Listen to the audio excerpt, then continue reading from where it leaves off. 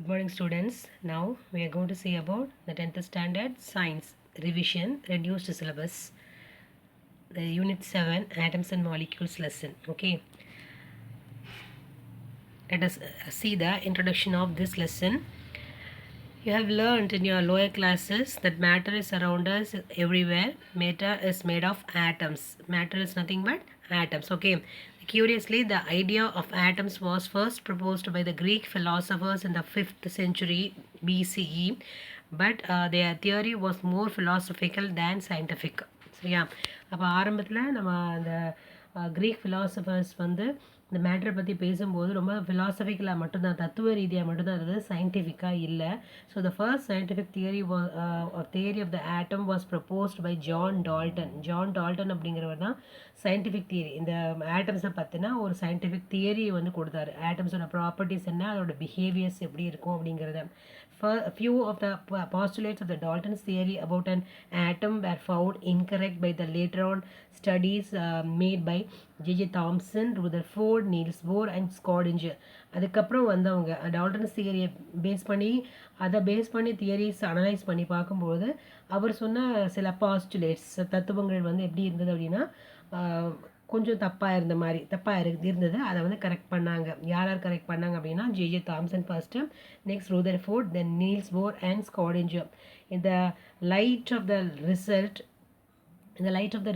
of the researchers, most of the limitations of Dalton's theory எல்லாமே அந்த Dalton's தியரியை வந்து அப்போஸ் பண்ணி தான் இருந்தது. ஏன்னா அது வந்து கரெக்டாக இல்லை அப்படிங்கிறது. ஏன்னா கண்டுபிடிச்ச எல்லா தியரிஸையும் அப்போஸ் பண்ணி இருக்கிற மாதிரி இருந்தது. ஸோ ஃபைனலாக they removed and a new theory known as the modern atomic theory was put forward. அதுக்கப்புறம் டால்டன்ஸ் தியரியை எடுத்து மாடர்ன் அட்டாமிக் தியரி வந்து வச்சாங்க. எல்லாரோட பாஸ்டுலேட்ஸும் அனலைஸ் பண்ணி மொத்தமாக ஒரு 7 பாஸ்டுலேட்ஸ் வந்து என்ன பண்ணாங்க அப்படின்னா இந்த நியூ மாடர்ன் அட்டாமிக் தியரியில் வந்து சொன்னாங்க. வாட் இஸ் தட் அப்படின்னு பார்த்தீங்கன்னா, an atom is no longer indivisible after the discovery of electron, proton and neutron. electron, proton, neutron வந்து அதாவது அந்த ஆட்டம் வந்து என்ன பண்ண முடியாது, இன்டிவைசிபிள், அதாவது டிவைஸ் வந்து இன்னும் பிரிக்க முடியாது, ஆட்டம் தான் கடைசி. ஓகேவா? Then the atom of the same element may have different atomic mass. ஒரே சேம் எலமெண்ட் வேறு அட்டாமிக் மாஸில் இருக்கலாம். அதுதான் என்னன்னு சொல்கிறாங்க அப்படின்னா ஐசோடோப்ஸ் அப்படின்னு சொல்கிறாங்க. Example is 17Cl35 and 17Cl37. The atoms of different elements, வேறு elements may have the same atomic masses. வேறு எலமெண்ட்ஸ் சேம் அட்டாமிக் மாசஸ் இருக்கலாம். அதுக்கு பேர் என்ன அப்படின்னா ஐசோபார்ஸ். ஓகே, இப்போ ஆர்கான் எடுத்துக்கிட்டிங்கன்னா 18Ar40, இதோட அட்டாமிக் மாஸ் என்ன அப்படின்னா 40 அண்ட் 20Ca40, இதோட அட்டாமிக் மாஸ் என்னென்னா 40. ஸோ வேறு ஆர்கான், கால்சியம் அப்படிங்கிற 2 எலமெண்ட்ஸ் வந்து டிஃப்ரெண்ட் எலமெண்ட்ஸ் வந்து சேம் அட்டாமிக் மாஸோடு இருக்கலாம். அதுதான் வந்து ஐசோபார்ஸ்னு சொல்கிறாங்க. The atoms of one element can be transmuted into atoms of other elements. ஒரு எலமெண்ட் இன்னொரு எலமெண்ட் என்ன பண்ண முடியும், அதர் எலமெண்ட்ஸாக டிரான்ஸ்மியூட் பண்ண முடியும். So in other words, the atoms no longer indestructible. The discovery of artificial transmutation அப்படிங்கிறத nuclear ஃபிசிக்ஸில் நீ பின்னாடி ரிவிஷன் பார்க்கும்போது பார்ப்பீங்க.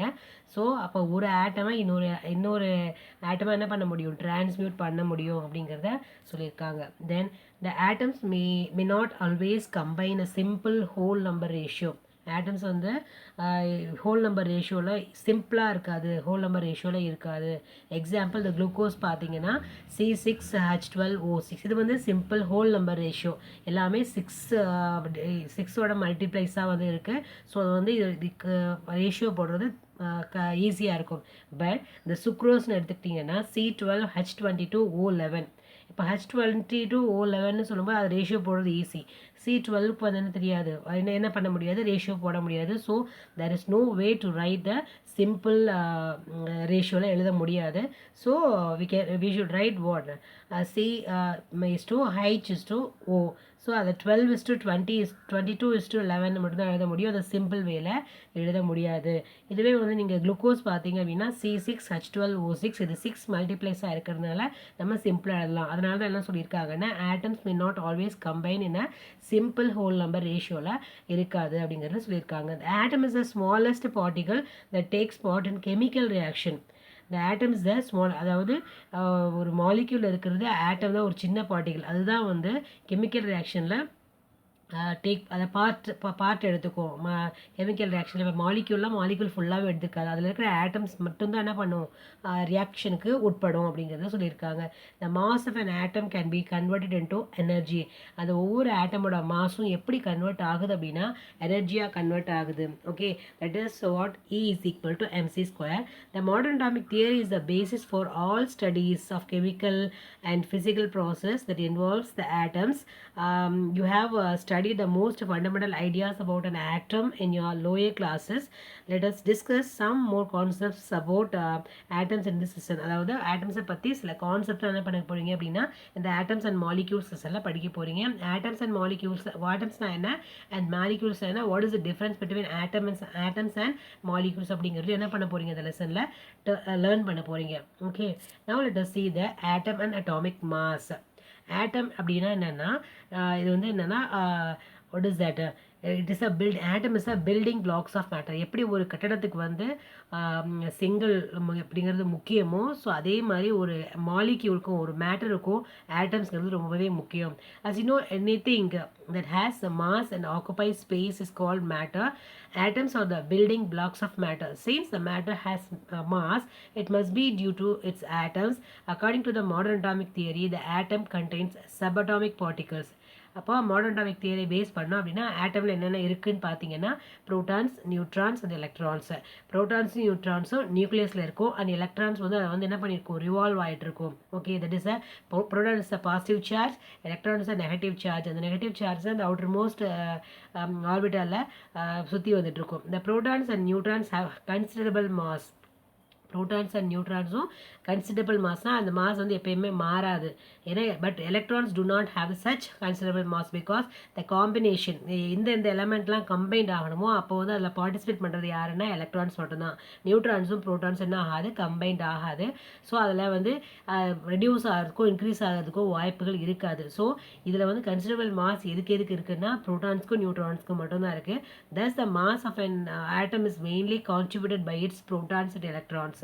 அப்போ எதை பேஸ் பண்ணி அந்த மாஸை வந்து மெஷர் பண்ணுறாங்க அப்படின்னா ப்ரோட்டான்ஸ் அண்ட் நியூட்ரான்ஸை பேஸ் பண்ணி தான் அந்த மாஸை வந்து எடுத்துக்கிறாங்க. So hence the sum of the number of protons and neutrons of an atom is called its mass number. ஓகேவா, அப்போ இந்த ரெண்டு ப்ரோட்டான்ஸோட மாஸையும் நியூட்ரான்ஸோடைய மாஸையும் சம் எடுத்தோம் அப்படின்னா அதுதான் மாஸ் நம்பர் அப்படிங்கிறாங்க. ஓகே, மாஸ் நம்பர் அப்படின்னு சொல்கிறாங்க. Okay, now the individual atoms are very small and it is difficult to measure their masses. ஒவ்வொரு ஆட்டமோட மாஸையும் மெஷர் பண்ணுறது ரொம்பவே கஷ்டம். அட்டாமிக் மாஸ்ன்னு சொல்லும்போது அதோட மாஸ் நமக்கு வேணும். You can measure the mass of the macroscopic materials in gram. அதாவது ஒரு பெரிய பொருளை வந்து நம்ம மெஷர் பண்ணணும் அப்படின்னா கிராம்லேயும் கிலோகிராம்லேயும் சொல்லலாம். Then the mass of an atom is measure in atomic mass unit. அந்த ஒரு ஆட்டமோட மாஸை மெஷர் பண்ணணும் அப்படின்னா கண்டிப்பாக அட்டாமிக் மாஸ் யூனிட் அப்படிங்கிறது வேணும். So the atomic mass unit is 1/12 of its carbon of the mass of the carbon 12 atom, an isotope of carbon which contains 6 protons and 6 neutrons, which is considerable mass. Okay, considerable mass. ஓகேவா, அப்போ அந்த atomic mass யூனிட்டை எப்படி சொல்கிறாங்க அப்படின்னா 1/12 of the mass of an carbon atom. Carbon 12 ஆட்டமில் இருக்கிற 1/12 தான், அதுலேருந்து ஒரு பகுதி தான் வந்து அட்டாமிக் மாஸ் யூனிட் அப்படின்னு சொல்கிறாங்க. Okay, the isotope of carbon which contains 6 protons and 6 neutrons. Okay, இப்போ வந்து அட்டாமிக் மாஸ் யூனிட்னு சொல்கிறது இல்லை, யூனிஃபைட் அட்டாமிக் மாஸ்ன்னு மாற்றிட்டாங்க. ஓகேவா, the symbol of AMU is no longer used in modern atomic system and instead its use of the symbol U to denote the unified atomic mass. The mass of the proton and neutron is approximately 1 AMU. Okay, now let us see the relative atomic mass. As an atom is very small, in absolute mass cannot be determined by directly. ஆட்டமோட mass வந்து ரொம்ப சின்னதாக இருக்கிறதுனால அதோட absolute mass வந்து எப்படி measure பண்ண முடியாது, டைரெக்டாக மெஷர் பண்ண முடியாது. So eagerly the pioneers of chemistry used to measure the atomic mass of an atom is relative to an atom of the another element. They measured the mass of the equal number of the atoms of 2 or more elements at a time. Okay, ஒரே டைமில் 2 எலமெண்ட்டோட mass என்ன பண்ண முடியும், analyse பண்ண முடியும் அப்படிங்கிறத இந்த method relative atomic மாஸில் மெஷர் பண்ண முடியும் அப்படிங்கிறாங்க. To determine their relative masses they established one element as a standard. அவங்க எப்படி கொடுத்துருக்காங்க அப்படின்னா, எஸ்டாப்ளிஷ் பண்ணியிருக்காங்க அப்படின்னா, ஒன் எலமெண்ட் வந்து ஸ்டாண்டர்டாகவும் இன்னொரு எலமெண்ட் வந்து தெரியாது. அதாவது value the arbitrary value of atomic mass and using the value the measured the relative atomic mass. ஒரு ஸ்டாண்டர்டை வச்சு இன்னொரு புதுசாக நம்ம என்ன பார்க்க போகிறோமோ இன்னொரு மாஸோட எலமெண்ட்டோட அட்டாமிக் மாஸ் வந்து மெஷர் பண்ணலாம் அப்படின்னு சொல்லியிருக்காங்க. The relative atomic of mass of other elements, so the mass obtain by this way is called relative mass. இப்போ இந்த வழியில் நம்ம மாஸை நம்ம எடுத்துக்கிட்டோம் கிடைச்சிது அப்படின்னா அதுதான் வந்து ரிலேட்டிவ் அட்டாமிக் மாஸ்ன்னு சொல்கிறாங்க. ஸோ ஓகே, இப்போ வந்து அடுத்து நம்ம என்ன பண்ணுறோம், எந்த ஆட்டமை வந்து நம்ம ஸ்டாண்டர்டாக எடுத்துக்கிறது அப்படின்னு யோசிக்கும்போது ஃபஸ்ட்டு இப்போ நான் ஆரம்பத்துலேருந்து அந்த ரிலேட்டிவ் அட்டாமிக் மாஸை பார்த்துட்டு இருக்கும்போது ஃபஸ்ட்டு எதை எடுத்துக்கிட்டாங்க அப்படின்னா ஹைட்ரஜன் அப்படிங்கிற ஒரு ஆட்டமை எடுத்துக்கிட்டாங்க. அதுக்கப்புறம் ஆக்சிஜன் எடுத்துக்கிட்டாங்க. தென் இப்போ என்ன எடுத்துக்கிறாங்க அப்படின்னா கார்பன். அதை வந்து ஒரு ஸ்டாண்டர்ட் எலமெண்ட்டாக எடுத்துக்கிறாங்க. இந்த beginning of the mass of the hydrogen atom was chosen as a standard and mass of other atoms were compared with it because the existence of isotopic character of hydrogen 1H1, 1H2, 1H3. Later, the hydrogen atom was replaced by oxygen atom. Later the hydrogen atom பதிலாக என்ன எடுத்துக்கிறாங்க அப்படின்னா oxygen ஆட்டம் எடுத்துக்கிறாங்க as a ஸ்டாண்டர்டாக எடுத்துக்கிறாங்க. Now the stable isotope of carbon 12 atoms with atomic mass 12 is used as the standard for measuring relative atomic mass of an element. Okay, இப்போ வந்து என்ன எடுத்துக்கிறாங்க அப்படின்னா கார்பன் 12 ஆட்டமை எடுத்துக்கிறாங்க. Okay, the relative atomic mass, definition for the relative atomic mass is the relative atomic mass of an element is the ratio between the average of the isotope average mass of its isotopes to 1/12th part of the mass of a carbon 12 atom. It is denoted as AR. R represents relative atomic mass. It is otherwise called as standard atomic weight. Okay, again I'm reading. The relative atomic mass of an element is a ratio between, ratio-na ரெண்டுக்கும் ratio எடுக்கிறது, between the average mass of its isotopes. Average mass of its isotopesக்கும் 1/12th part of the mass of the carbon, அதாவது carbon 12 ஆட்டம் இருக்கிற ஒரு பார்ட்டோட என்ன பண்ணுறாங்க, ஒரு பங்கில் என்ன பண்ணுறாங்க, ரேஷியோ எடுக்கிறாங்க. அப்படி எடுத்துட்டாங்கன்னா அதுதான் ரிலேட்டிவ் அட்டாமிக் மாஸ்ன்னு சொல்கிறாங்க. Okay, it is otherwise called as standard atomic weight. Relative atomic mass AR, அதோட ஃபார்முலா பார்த்தீங்கன்னா அதே தான், அந்த நீங்கள் என்ன டெஃபினேஷனை படிச்சிங்களோ அதே தான். So the average mass of the isotope of the element divided by 1/12th of the mass of the one carbon 12 atom. Okay, so இந்த மாடல் இப்போ வந்து இது வந்து ஆரம்ப காலங்களில் இருந்தது, இப்போயும் இது ஃபாலோ பண்ணுறாங்க. ஆனால் இப்போது மாடர்ன் மெத்தட்ஸில் என்னென்ன மாதிரியான மெத்தட்ஸ் ஃபாலோ பண்ணுறாங்க for finding the relative atomic மாஸ்ன்னு பார்க்கும்பொழுது மாஸ் ஸ்பெக்ட்ரோமெட்ரி அப்படிங்கிற ஒரு மெத்தட் வந்து யூஸ் பண்ணுறாங்க. இந்த modern methods of determination of atomic mass by mass spectrometry used carbon 12 as a standard for most of the elements. The relative atomic mass is very close to a whole number and it is rounded off to a whole number to make calculations easier. The table 7.1 lists some of the elements of periodic tables and their AR values.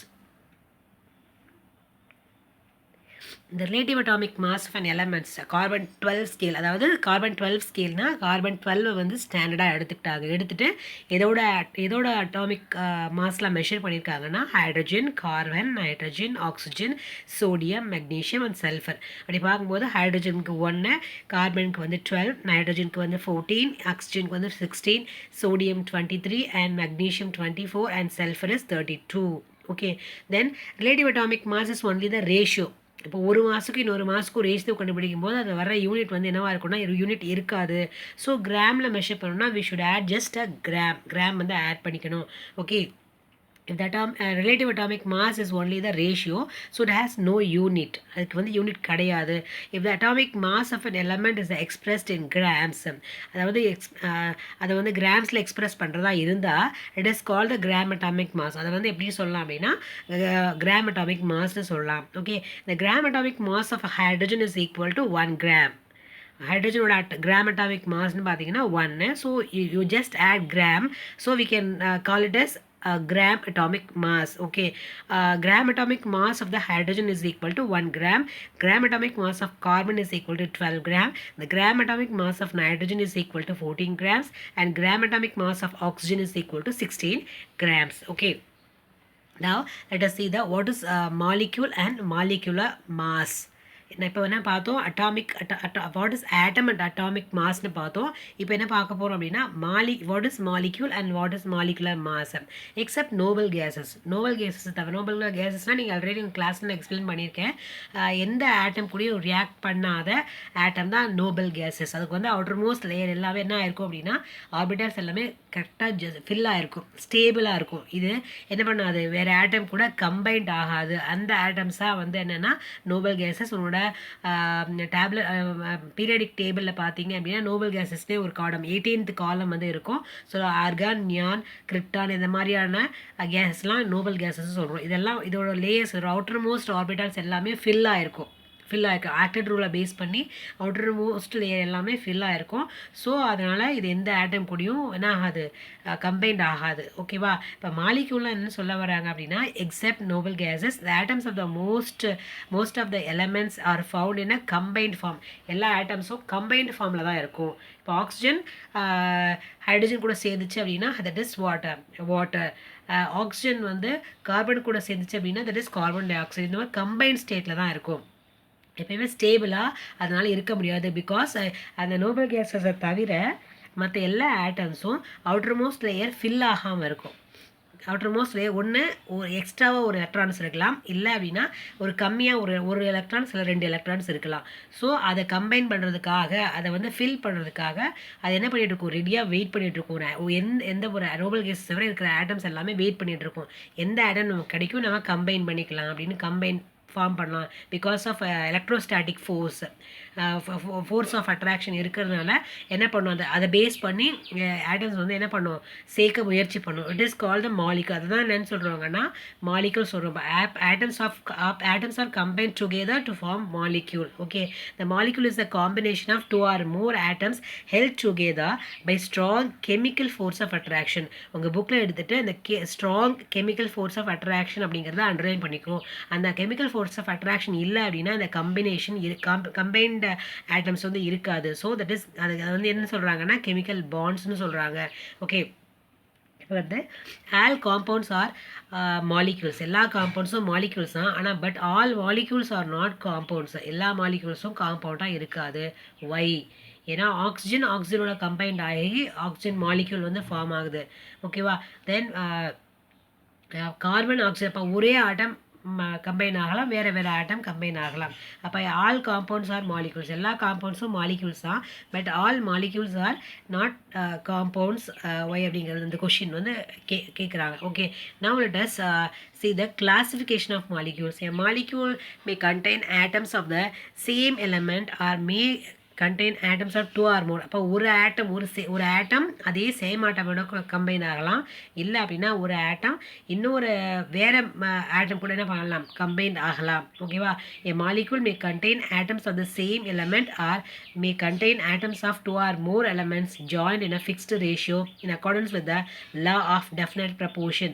Thus molecule may be an element or compound. அந்த molecule என்னன்னு சொல்கிறாங்கன்னா element, maybe an element or a compound சொல்கிறாங்க. if the molecule is made of similar kind of atoms then it is called homoatomic molecule.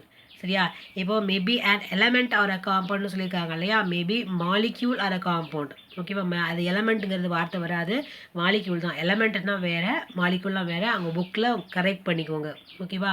Maybe and this molecule thus element, அந்த எலமெண்ட்டும் மாலிக்யூலும் மாறி இருக்குது. Thus element maybe and molecule R a காம்பவுண்ட்னு சொல்லலாம். ஓகேவா? அந்த எலமெண்ட்டும் மாலிக்யூலும் இடம் மாறி இருக்குப்பா, அதை வந்து மாற்றி எழுதிக்கோங்க. if the molecule is made of similar kind of atoms then it is called homoatomic molecule. The molecule that consists of atoms of different elements. The molecules that consist of atoms of different elements is called heteroatomic molecule. இப்போ same எலமெண்ட்டாக இருந்துச்சு அப்படின்னா ஹோமோட்டாமிக் molecule. இதுவே வேறு எலமெண்ட்டாக இருந்துச்சு அப்படின்னா அது வந்து அந்த ஹெட்டிரோட்டாமிக் molecule. A compound is a heteroatomic molecule. காம்பவுண்ட்ங்கிறது heteroatomic molecule. So the number of atoms present in the molecule is called atomicity. அப்போ அந்த ஆட்டம்ஸில் அந்த மாலிக்யூலில் எத்தனை ஆட்டம்ஸ் ப்ரெசென்ட் ஆயிருக்கு, அது கார்பனாக இருக்கலாம், ஹைட்ரஜனாக இருக்கலாம், என்னென்ன ஆட்டம் எத்தனை ஆட்டம்ஸ் வந்து ப்ரெசென்ட் ஆயிருக்கு. அப்போ total number of atoms present in the molecule is called what, atomicity அப்படிங்கிறத சொல்கிறாங்க. ஓகேவா? இப்போ வந்து கிளாசிஃபிகேஷன், இப்போ ஒரு கிளாசிஃபிகேஷன் ஆஃப் மாலிக்யூல்ஸ், ஒரு ஆட்டம் இருந்துச்சு அப்படின்னா அது மோனோ அட்டாமிக். ஓகே, தென் 2 ஆட்டம் இருந்துச்சுன்னா டைஅட்டாமிக், அண்ட் 3 ஆட்டம்ஸ் இருந்ததுன்னா ட்ரைஅட்டாமிக்னு சொல்லலாம். 3க்கு மேலே இருந்துச்சுன்னா அதாவது பாலிஅட்டாமிக் சொல்லலாம். It is consider oxygen. Oxygen is a gas exist of 2 allotrophic forms. Allotrophic formsனா அது ஆக்சிஜனாக இருக்கலாம் அண்ட் ஓசோன் அப்படிங்கிற 2 லேயரில் 2 ஃபார்மில் வந்து இருக்கலாம். ஓகேவா? இந்த allotrophic அப்படிங்கிற வார்த்தையை எங்கே படிச்சிருப்பீங்க? ஒரு 9th ஸ்டாண்டர்டில் படிச்சிருப்பீங்க. கார்பன் அண்ட் இட்ஸ் காம்பவுண்ட்ஸ் அப்படிங்கிற லெசனில் உங்களுக்கு வந்திருக்கும். Okay, in oxygen molecule there are 2 oxygen atoms. Oxygen மாலிக்யூலில் 2 ஆக்சிஜன் ஆட்டம்ஸ் இருக்குது. So its atomicity is 2. Since both the atoms are similar, oxygen O2 is a homo diatomic molecule. ஹோமோனா சேமாக இருக்கிற, டைஅட்டாமிக்னா 2 molecule. The other elements that and at diatomic molecule are hydrogen, oxygen, halogens, fluorine, chlorine, bromine and iodine எல்லாமே homo diatomic molecule. ஏன்னா same element 2 atoms வந்து present ஆயிருக்கு. Okay, the as ozone is a contains oxygen atoms and hence it is called the homo triatomic molecule. ஓசோன்னா 3 oxygen atom இருக்குது. So 3 same oxygen atoms, it is homo. எத்தனை atoms இருக்குன்னா 3 atoms இருக்குது. So we can write this as tri-atomic molecule. Okay, then if a molecule contains more than 3 atoms then it is called polyatomic molecule. 3 ஆட்டம்க்கு மேலே இருந்துச்சுன்னா அது என்ன சொல்கிறோம்? polyatomic molecule நம்ம சொல்கிறோம். Consider hydrogen chloride. It consists of 2 atoms. Hydrogen குளோரைடில் 2 atoms கம்பைண்டாக இருக்குது, வேறு டிஃப்ரெண்ட் ஆட்டம்ஸ். ஓகேவா? It consist of 2 atoms but of different elements. So that is hydrogen and chlorine. So it is atomicity is 2. So then it is a heteroatomic molecule. Similarly, the water molecule contains 2 hydrogen atoms and 1 hydrogen atom. So it is atomicity is 3. It is a hetero அப்படின்னா different atoms. எத்தனை atoms இருக்குன்னா H2O, 2 hydrogen atoms. Water மாலிக்யூல்ஸ்னால் 2 hydrogen molecule, ஒரு hydrogen element, ஒரு oxygen element. So 3 atoms வந்து present ஆயிருக்கு. So its atomicity is 3. It's a hetero triatomic molecule. Okay, now let us see the activity 7.2. Classify the following molecules based on the atomicity to fill the table. Okay, இப்போ fluorine பார்த்தீங்கன்னா homo diatomic molecule. Carbon டை ஆக்சைடுனா carbon 1 and oxygen 2. So tri. அப்போ hetero triatomic molecule. Phosphorus P4, அப்போ same element. So homo polyatomic molecule. Sulphur அப்படின்னா sulphur 8, S8ன்னு இப்போ சொல்லியிருக்காங்க. So homo polyatomic molecule. Ammonia NH3, அப்போ ஹைட்ரஜன் 3 அண்ட் HN வந்து 1, ஒரு ஆட்டம் இருக்குது. ஸோ மொத்தம் 4 ஆட்டம்ஸ். அப்போது ஹெட்டிரோ பாலிஅட்டாமிக் மாலிக்யூல். Hydrogen iodide. இந்த மாதிரி இதை படிக்கணும், உங்கள் அந்த டேபிளில் நீங்கள் ஃபில் பண்ணிக்கணும். Then difference between the atoms and molecule. ஆட்டம்க்கும் மாலிக்யூலுக்கு என்னென்ன டிஃப்ரென்ஸ்னு பார்த்தீங்கன்னா, even though the atoms of basic compounds and molecules they differ in many aspects when compared to the molecules. The table 7.5 consolidates the major difference between the atoms and molecules. Difference between the atoms and molecules. The atom is the smallest particle. Atom is the smallest particle of an element. Atomங்கிறது smallest particle of an molecule. Element இல்லை, molecule. Okay, a molecule is the smallest. A molecule is the smallest particle of an element or compound. The atoms does not exist in a free state. Atoms வந்து என்ன ஆகாது அப்படின்னா free stateல exist ஆயிருக்காது. Except in noble gas, the molecules exist in a free stateல இருக்கும். Then except some of the noble gases, other atoms are highly reactive. Noble gases தவிர மற்ற atoms எல்லாமே highly ரியாக்டிவாக இருக்கும். Molecules are less reactive. The atoms does not have a chemical bond. ஆட்டம்ஸ்க்கு வந்து என்ன இருக்காது அப்படின்னா கெமிக்கல் பாண்ட் இருக்காது. Atoms in a molecule are held by held by the chemical bonds. இந்த டேபிளில் ஒரு கரெக்ஷன் இருக்குப்பா. இந்த ஃபஸ்ட்டு ஆட்டம்ஸ் அண்ட் மாலிக்யூல்ஸில் first point a molecule is the smallest particle of an element சொல்லியிருக்காங்க. அது வந்து an element is the smallest particle of an molecule. மாலிக்யூலில் இருக்கிறது அது எலமெண்ட்டு தான் ஸ்மாலஸ்ட் பார்ட்டிக்கல். சரியா? அப்படிங்கிறது நோட் பண்ணிக்கோங்க. கொஞ்சம் தப்பாக இருக்குது. ஓகேவா? மற்ற 3 பாயிண்ட்ஸும் கரெக்டு தான். Okay, now let us see the Avogadro's hypothesis. In 1811, Avogadro framed the hypothesis based on the relationship between the number of molecules present in equal volume of gases in different conditions. The Avogadro's law states that equal volumes of all gases under similar conditions. அதாவது equal வால்யூம்ஸ்னால் இப்போ equal வால்யூம்ஸில் இருக்க எல்லா கேஸஸும் similar கண்டிஷன்ஸில் இருந்தால், conditions of temperature and ப்ரெஷர்ஸில் இருந்துச்சுன்னா contains equal number of molecules. ஓகேவா? அப்போ ஒரே வால்யூமில் இருக்கிற எந்த கேஸாக இருந்தாலும் ஒரே கண்டிஷன்ஸ், அதாவது சிமிலர் கண்டிஷன்ஸ், டெம்பரேச்சரும் ப்ரெஷரும் சேமாக இருந்துச்சுன்னா அது வந்து அதில் இருக்கிற மாலிக்யூல்ஸ் என்னவா இருக்கும்? ஈக்குவலாக இருக்கும் அப்படிங்கிறத சொல்கிறாங்க. It follows the volume of any given gas must be proportional to the number of molecules in it. If V is the volume and N is the number of molecules of a gas, then the Avogadro law represented mathematically as follows: V is proportional to N. So அந்த proportionality cancel பண்ணணும் அப்படின்னா we have to add some constant. So V is equal to constant into N. So that's the 1 liter, that 1 decimeter cube of hydrogen contains the same number of molecules as in 1 liter of oxygen. That is, the volume of the gas is directly proportional to the number of molecules of the gases. Molecules of the gases. அப்போ வால்யூமும் number of atoms என்னமா இருக்கும்? ப்ரொபோர்ஷனாக இருக்கும். Volume increase ஆக அந்த number of atoms என்ன ஆகிட்டு இருக்கும்? Increase ஆகிட்ருக்கும் அப்படிங்கிறத இதுலேருந்து சொல்கிறாங்க. ஓகே, இப்போ எக்ஸ்ப்ளனேஷன் பார்த்தீங்கன்னா let us consider the reaction between the hydrogen and chlorine to form hydrogen chloride gas. So according to the Avogadro's law, one volume of gas is occupied by n number of molecules. So n molecules plus n molecules gives 2n molecules. If n is equal to 1 னா ஒரு மாலிக்யூலாக இருந்துச்சுன்னா 1 molecule plus 1 molecule is equal to 2 molecules. So half molecule plus half molecule is equal to one molecule அப்படி கூட இருக்கலாம். So 1 molecule of hydrogen chloride gas is made up of half molecule of hydrogen and half molecule of chlorine. Hence the molecules can be subdivided. அந்த molecules என்ன பண்ணலாம்? subdivide பண்ண முடியும். This law is in agreement with the Dalton's atomic theory. இது எதை base பண்ணி இது சொல்லியிருக்காங்க அப்படின்னா டால்டன்ஸ் அட்டாமிக் தியரியை பேஸ் பண்ணி சொல்லியிருக்காங்க. Okay, the activities under the same conditions of temperature and pressure if you collect 3 liters of oxygen and 5 liters of chlorine and 6 liters of hydrogen. So which has the highest number of molecules. இப்போ எத்தனை volumes? இப்போ 3 liters 5 liters and 6 litersன்னு சொல்லும்போது வால்யூம்னு சொல்கிறாங்க. So எதில் வந்து highest number of molecules இருக்கும் அப்படின்னா hydrogen 6 liters இருக்கிறது தான் வந்து ஹையஸ்ட் நம்பர் ஆஃப் மாலிகூல்ஸ் வந்து இருக்கும். Then which has the lowest நம்பர்னு பார்த்தீங்கன்னா 3 liters ஆஃப் ஆக்சிஜன் இருக்கிற கண்டெய்னரில் அந்த கண்டெய்னரில் வந்து நம்பர் ஆஃப் மாலிகூல்ஸ் கம்மியாக இருக்கும் because the volume is less. Okay, now let us see the applications of Avogadro's law. It explains the Gay-Lussac's law. It helps to determination of atomicity of gases. இது வந்து எதை measure பண்ணுறதுக்குன்னா atomicity of gases determine பண்ணுறதுக்கு use பண்ணுறாங்க.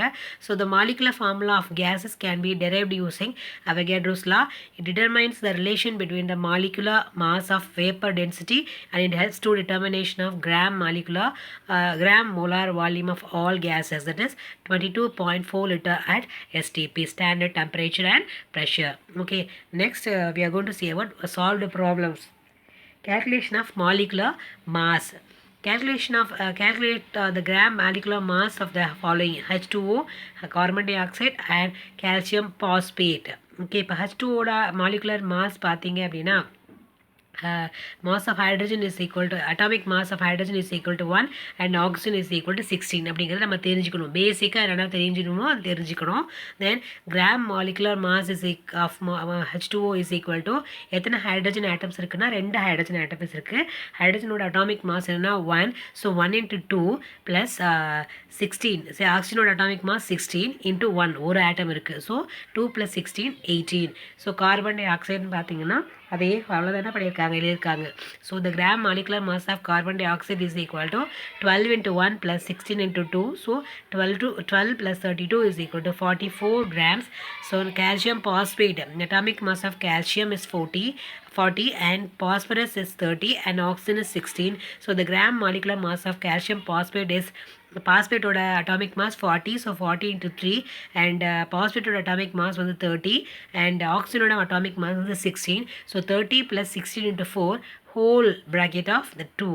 So finally we get 308 grams of calcium phosphate. Gram molecular mass of calcium phosphate is 308 grams. This is the way you have to find what the atomic mass of an element. Okay, this is about the revision of the unit 7 atoms and molecules lesson. Molecules lesson, all of you study very well. I'll give a test later. Okay, thank you so much for watching.